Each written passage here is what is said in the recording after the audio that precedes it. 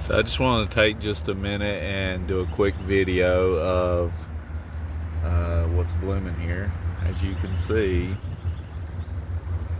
this is just one parking lot I'm gonna circle around. All that's blooming, and right here there's more of it.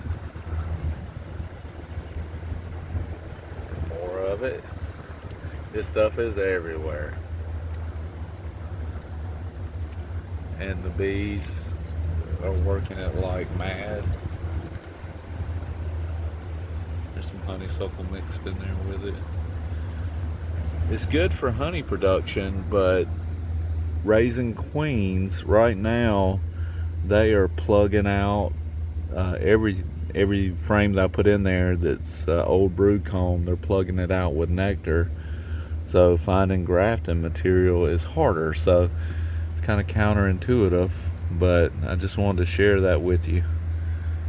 Please like and subscribe, and if you're seeing this on Facebook, then give it a like.